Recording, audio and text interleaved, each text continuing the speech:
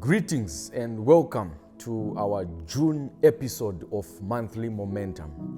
We are extremely delighted and honored as always to come your way in this manner and bring you this episode of Monthly Momentum.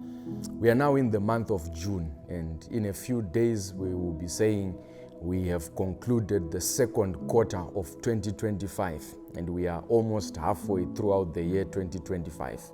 What a year it is, and I believe and trust that you are achieving your goals, and these episodes are helping you in one way or the other.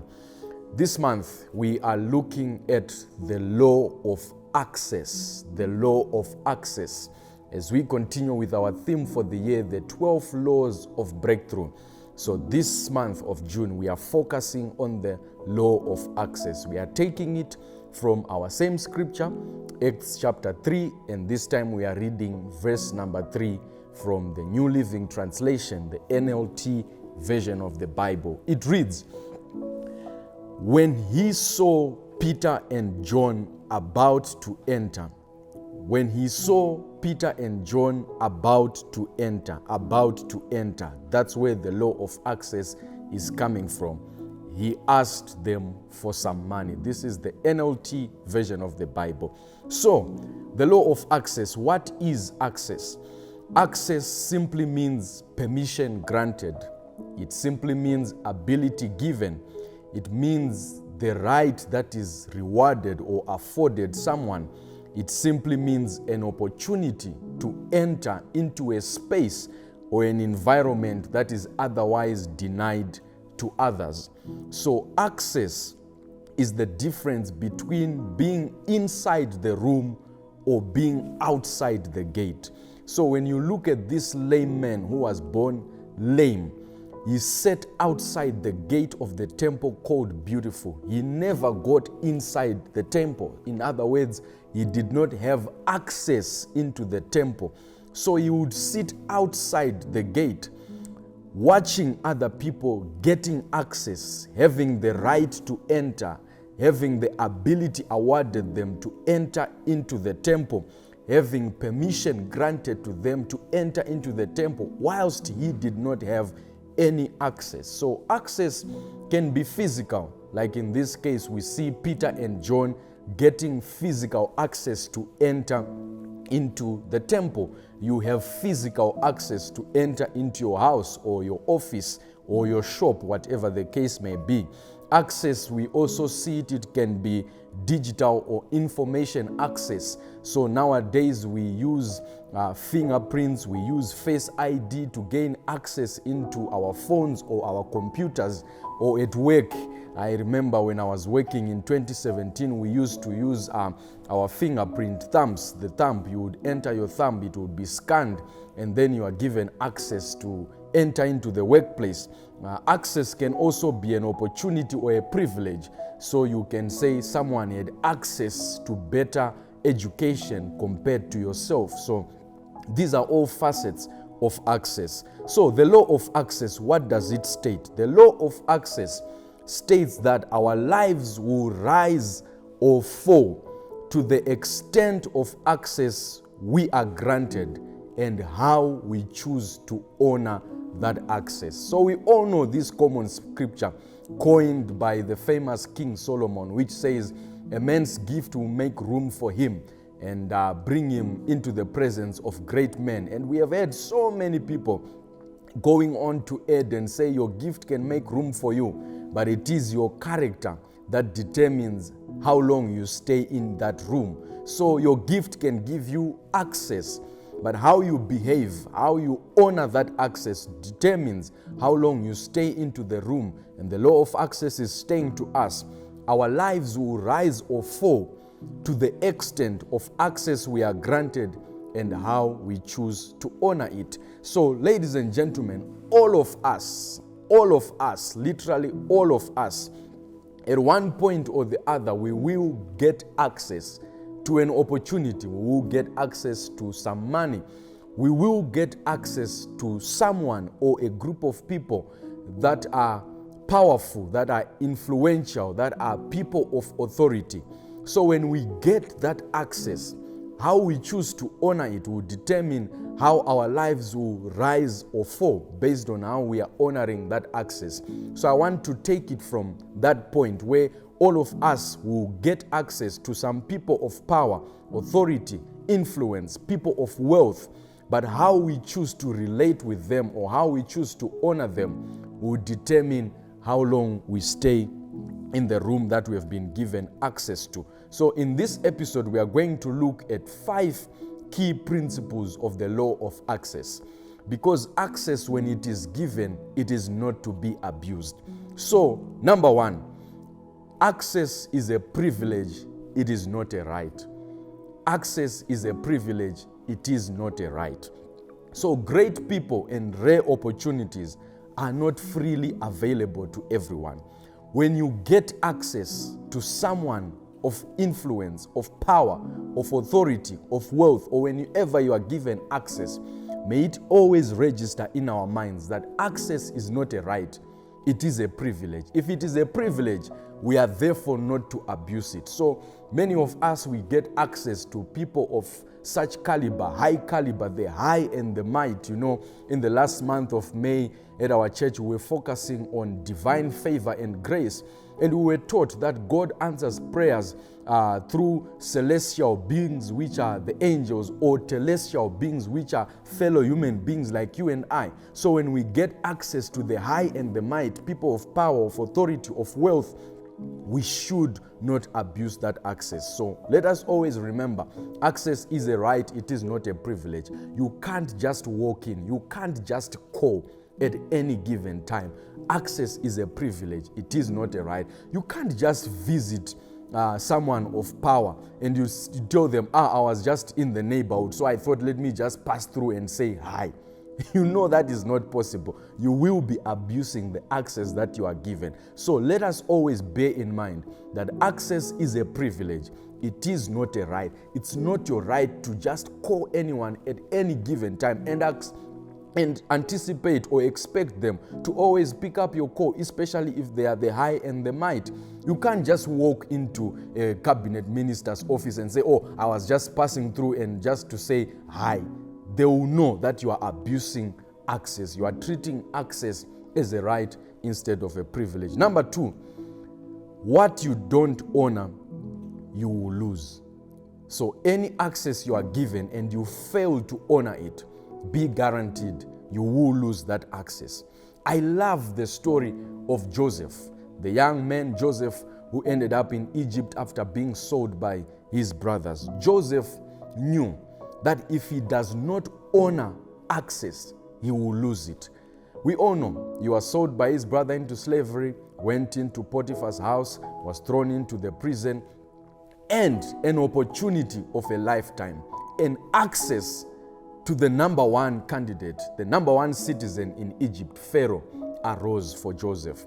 Joseph, who was in the dunghill, who was in prison, got access to meet with Pharaoh. And Joseph knew that if I don't honor this access, I'm going to lose it forever. Pharaoh called for Joseph after he was recommended by the butler. And Joseph, I want you to picture this with me for a moment. Imagine the magicians, all the dreamers in the land of Egypt have been given an opportunity to interpret Pharaoh's dreams. And now it's a case of emergency. Then someone remembers and says, oh, 2 years ago when you put me in prison, I remember there's a guy who interpreted our dreams. His name is Joseph. Please call for him. He will be able to interpret your dream. Now, this is a situation of emergency. Joseph is called from the prison. And guess what? He asks, he says, guys, I know it's an emergency, but please allow me to change my clothes. Allow me to shave. He is understanding that this is access. If I don't honor it, if I appear before Pharaoh with these prison clothes, I will lose access. If I appear before Pharaoh unshaven, I will lose this access. So Joseph had to delay for some minutes and he asked, he said, please allow me to change my clothes. Allow me to shave. This is an opportunity for me to honor access. So all of us, how many times have we gotten access and we failed to honor it? Some of us, we failed to honor time. A person of authority, of power, of influence, of wealth invites us and says, oh, let's meet at such and such a place at such and such a time. And we fail to honor time. This person will understand that we are not a people of honor, and we will completely lose the access that would have been given. Number 3, access shortens our journey in life. If you get access to someone of power, of influence, of authority, of wealth, be guaranteed your journey will be shortened in life. So being close to wisdom, being close to power, being close to opportunity can help you to rise faster than what effort can do for you alone. What would have taken you years to achieve can take you weeks to achieve. Imagine if Joseph would have wanted to contest to become the prime minister of Egypt. Number 1, he was in prison, so he would have to wait until they eventually released him from prison. Then remember, he was a foreigner in Egypt. You would have to work through the systems, maybe find a political party to join, climb through the ranks, and eventually go to prime minister position. But guess what? The access that he got took him. One night he was sleeping in prison. The next night he was sleeping in the palace as a prime minister. So access shortened his journey in life. So just like that, that's why the Bible says a day with the Lord is like 1,000 years. And 1,000 years with the Lord is like a day. Within the blinking of an eye, your story can change. So I want to encourage you, my brother, my sister that is watching me right now. We all have access to people of power, of influence, of wealth, of authority. May we bear in mind that these people have the capacity to shorten our journey to life. When you have a mentor in your life, know that you have someone with the capability to shorten your journey. What could have taken you years can take you weeks. What could have taken you months can take you days. What could have taken you days can take you just a few minutes. Just one word from that person of power can change your whole story. Number 4, access requires our preparation. When you are given access, you must be prepared, because if you mess up one opportunity, you might not get given another opportunity. They say that first impression only comes once. You cannot have a first impression for the second time. No. That's why it's called first. There is no second impression. So if you get access, you must make sure that on that first impression, you have truly impressed. So access requires preparation. The young man David, though he had been anointed and was taking care of his father's sheep, he got invited to King Saul's palace. David was a man who was prepared for an opportunity. He did not wait for an opportunity to come and then start getting prepared. David was already a skillful player. He was a man of war. He was intelligent. He could sing. He could play the harp so skillfully. So when an opportunity arose, when a vacancy arose in King Saul's palace, David was already prepared to tackle what was needed in the king's life. So I want to challenge you. Maybe right now you are in the dunghill. Maybe right now you are seeing your life as though you are in the wilderness. No opportunity is coming. My brother, my sister, this is your time for you to be prepared. Be like David. In your wilderness season, play the harp. Even if no one is watching, kill that lion, kill that bear, even if no one is watching, because one day you are going to be given an opportunity to serve in the king's palace.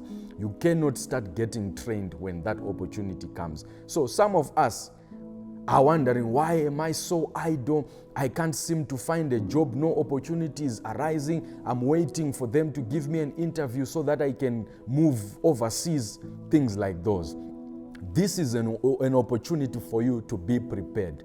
Because someone once said, it's better for you not to have an opportunity and be prepared than to have an opportunity and not be prepared. So if it means going to school, use this time. Go to school, sharpen your skills, be prepared, because when access comes, it will require your preparation. When you get that opportunity to be on that stage, whatever stage that is, you must make sure that you are prepared to the T. And last but not least, number 5, we must note that access is a seed. Access is a seed. How you handle small doors determines if greater doors will open for you. I love the story of Joseph so much. Joseph, when he was sold to Egypt, he started serving in Potiphar's house.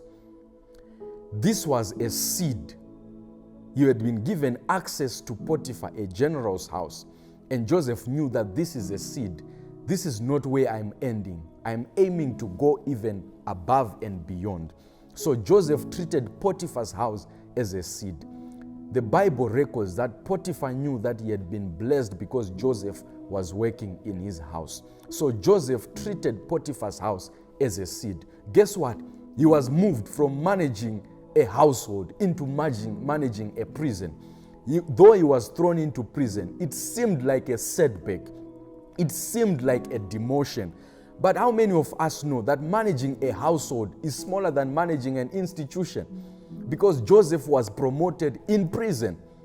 Prison is an institution. Serving in a household is smaller than a prison. So though it looked like a setback, Joseph was now managing an institution. Why? Because he had treated access into Potiphar's house as a seed.